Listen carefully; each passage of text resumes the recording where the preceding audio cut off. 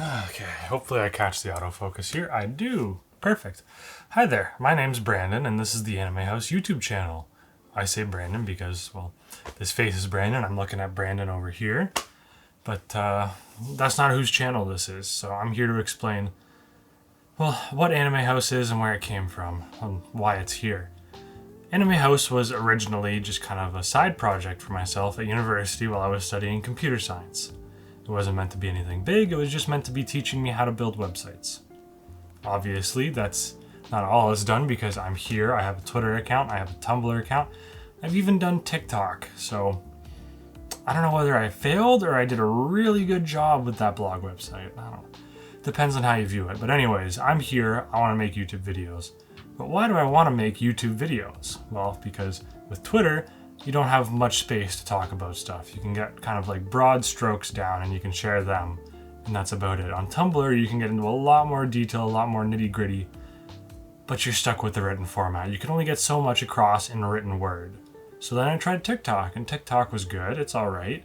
The issues are, though, that it's a vertical aspect ratio, and it's almost exclusively for short-form content. So YouTube became the natural conclusion for where I wanted to go next to share my passion.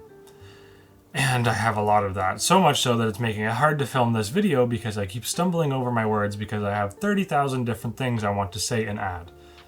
But we're going to go slow. We're going to take it easy, and we're going to just cruise on through, make it a nice, smooth video. There's a lot of stuff in anime that is hard to convey quickly and effectively.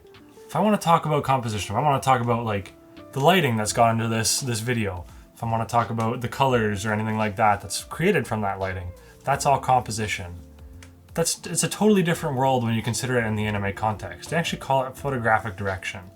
And that's because back in the day when it was first used, photographic direction was putting together all the different animation cells in layers to create the actual frame. So you were doing photography like I am right now. But that's not the case anymore because it's all digital. So it's a whole crazy world of like how stuff works. How you can go from 2 shades of a color to an entire texture like Kentaro Waki did with Heavenly Delusion. Like there's just a whole bunch of stuff to talk about there that you can't fit in a thread on Twitter, that you can't fit in a post on Tumblr or on TikTok. I mean, the same stuff goes for A Sign of Affection, for example.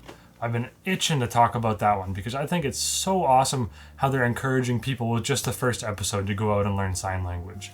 They don't hand it to you, they don't just give up and say what it is, they make you earn that experience. It's great, and it's a whole video idea that's just swirling around in my head, so I get stuck every time I want to talk about it because there's so much I want to talk about. Similarly, there's a lot I want to talk about with art books, and I just realized that I forgot to bring one with me, so I'm going to go run behind the camera and grab one.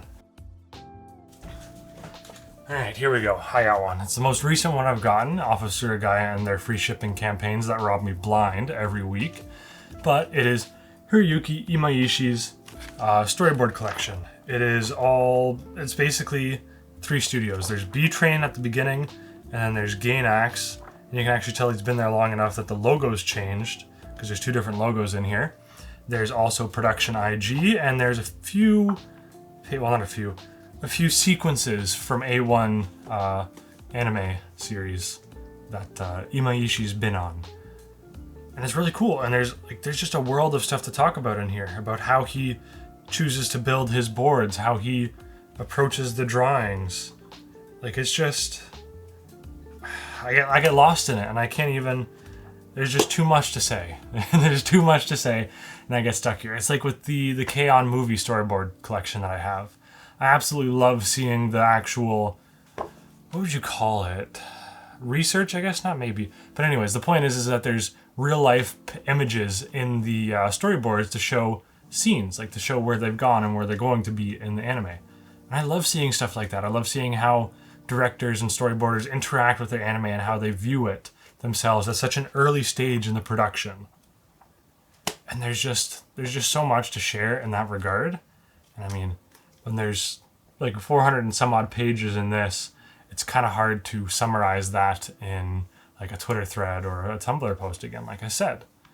I think with the stuff behind me, like talking about manga and light novels, I think that's a lot easier because there's so much written and just still images with them. But I think even then there's some things that you just can't avoid. I think one of the best examples of that is Line in Motion's video on Which Had Atelier. A year ago now? I can't remember. Anyways, phenomenal video about how you build a page basically in manga. There's just too much that you can't show in a still image in that regard, even though you're dealing with just straight up pictures like the stuff behind me. And I mean, all of that stuff just swirls around in my head, and it's why I've not like decided, but almost been forced by myself to make this YouTube channel so that I can do and say those things and get them across in a way that I feel satisfied with. I mean, even though this is gonna look terrible, I'm gonna look back on it and I'm gonna delete it 1,000 times over because I just can't handle imperfections, but I wanna get it out there. I wanna say it, I wanna do it, and that's why I'm here. And I'm gonna say and do stuff, and I'm hoping I can say and do a good bit of stuff on YouTube this year. I'm hoping. I've said and I've thought that I want to do a YouTube video to release for next week, but that's absolutely insane statement to make, so I'm aiming for the end of January as my schedule to post my first video. It's going to be one of the two that I talked about, the composition or the sign of affection work. We'll see which one I feel more inclined to post first. Depends on how much content we get with the sign of affection in like the next two, maybe 3 episodes. We'll see. We shall see. It's all about learning for me, right? I'm just figuring out how to do stuff as I fly by the seat of my pants in this video. And hopefully it's good enough to post because I don't want to do this for the 30th time in a row. So I'm going to walk off frame before I can screw this up and I say thank you for watching, and I'm hoping I can provide something fun and interesting by the end of January so that I can prove that I'm going to do cool stuff with YouTube. Alright, see ya.